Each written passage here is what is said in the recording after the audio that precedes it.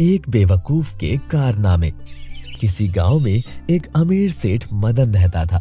वो अपनी पत्नी सीमा के साथ अपने बड़े से घर में बड़े ही ठाट बाट से रहता था और दोनों अपनी ऐसी खुशहाल भरी जिंदगी से बड़े ही खुश थे।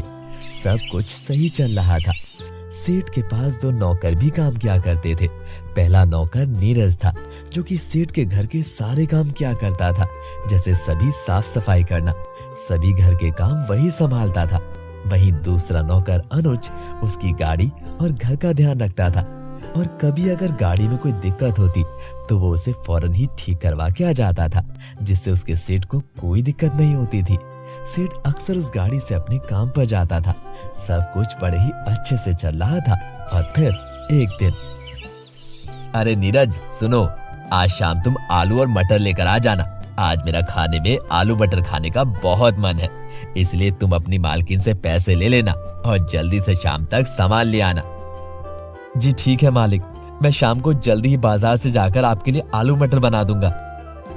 अच्छा अनुज, चलो तुम कार स्टार्ट करो, मैं अभी आता हूँ, तब तक तुम गाड़ी निकाल लो।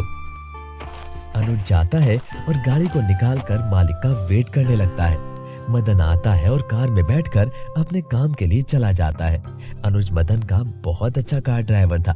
वो बहुत ही अच्छे से गाड़ी चलाता था और हमेशा मदन को सही समय पर काम पर पहुंचा देता था। एक दिन जब मदन अपने घर जाता है तो उसकी पत्नी उससे कहती है, सुनो जी, मेरा भाई गांव से यहाँ आ रहा है, आप उसे अपने साथ रख लेना। बाबूजी ने कहा है कि आपके साथ रहेगा तो कुछ सीखने को ही मिलेगा उसे। अरे सीमा, ससुर जी भी ना उसे क्यों यहाँ भेज रहे हैं?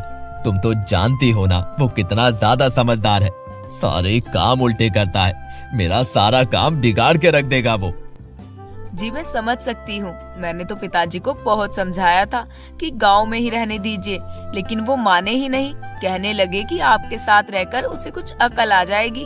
वो बैल बुद्धि है, अभी तो उसे कुछ समझ नहीं आता है, आप उसे धीरे धीरे सब सिखा देंगे।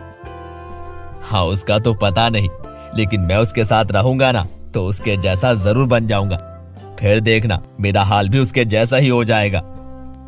अरे आप इतना मत सोचिए, मैं भैया को समझा दूंगी कि आपको ज्यादा परेशान न करे। अब आप बेफिक्र हो जाइए और खाना खा लीजिए। अब तो ये सुनकर भूख ही उड़ गई है मेरी तो। तुम्हारा भाई जब भी आता है कोई ना कोई कांड करके ही जाता है। दोनों खाना खाकर आराम से सोने लग जाते हैं, लेकिन मदन को तो अपने साले साहब के आने की वजह से नींद ही नहीं आती है और सीमा रात को उठकर देखती है तो मदन जाग रहा होता है। अरे अब सो भी जाइए, बहुत देर हो गई है आपको, ऐसे कब तक जागते रहोगे? अरे तुम सो जाओ भाग्यवान, मुझे तो नींद ही नहीं आने वाली है। अब तुम सो जाओ क्योंकि बैंड तो अब मेरा बजेगा ना। कुछ दिन बीत जाते हैं और मदन का साला आ जाता है। मदन के साले साहब का नाम नरवाल है। वो बहुत ही ज्यादा बेवकूफ है और उसे सारी बातें समझाने पर भी उल्टा ही समझ आता है। नरवाल अपने दीदी के घर आता है और दोनों को नमस्ते करता है। दीदी प्रणाम, जीजा जी प्रणाम। दीदी तुम्हें पता है पिताजी ने हमें यहाँ शहर में भेजा है ताकि हम जीजा जी की मदद कर सकें। वो पूरा दिन काम में लगे रहते हैं ना, अब से हम उनका ख्याल रखेंगे। देखना दीदी तुम, जीजा जी को मोटा कर देंगे, बहुत दुबले हो गए हैं बेचारे। हाँ भाई, अब से तुम ही ध्यान रखना। हाँ हाँ पता है मुझे, कितना ध्यान रखेगा मेरा। अच्छा सुनो सीमा, अब मेरे लिए खाना तैयार कर दो, मुझे काम के लिए देर हो रही है। मैं खाना खाकर जल्दी ही निकल जाता हूँ, तुम खाना तैयार कर दो। हाँ बस थोड़ी देर रुकिए, मैं अभी खाना तैयार करवाती हूँ नीरज को बोलकर। सीमा नीरज के पास जाती है और उसे कहती है, सुनो नीरज, तुम जल्दी से अपने साहब के लिए खाना तैयार कर दो, उन्हें काम के लिए देर हो रही है। और हाँ, थोड़ी देर में अपनी पगार भी ले लेना और अनुज से भी बोल देना, वो भी ले लेगा। नरवाल वहीं खड़ा अपनी बहन को देख रहा था। उसकी बहन दोनों नौकरों को पैसे दे रही थी।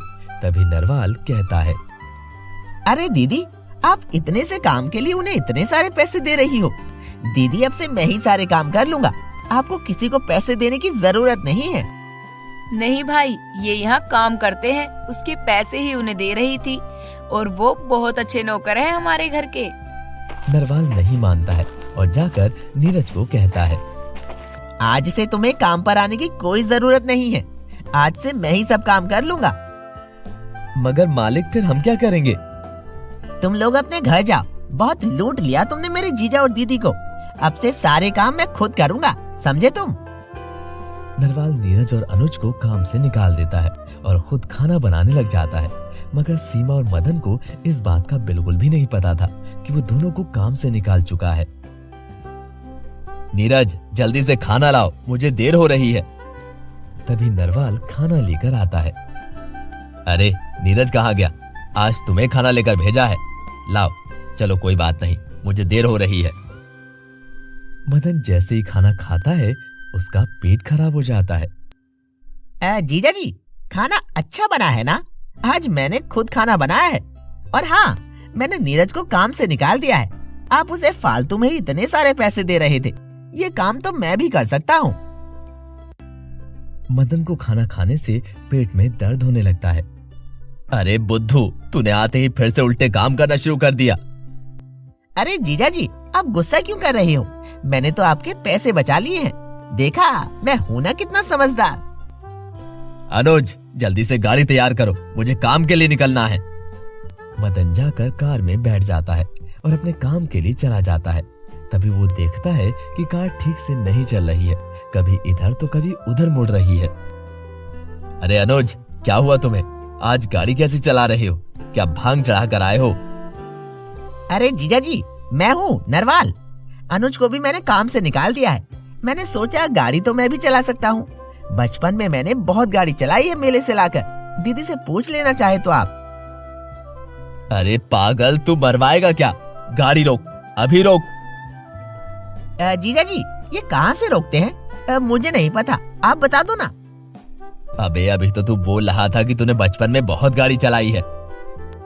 अरे जीजा जी, वो तो मैं जब छोटा था तो चलाई थी मेले से लाकर, लेकिन उसे तो हाथ से चलाते थे, उसमें ब्रेक तो था ही नहीं। अरे बैल बुद्धि, वो खिलौने वाली गाड़ी थी और ये असली की गाड़ी है। अगर ये नहीं रुकी तो हम मर जाएंगे। रोक इसे जल्दी से।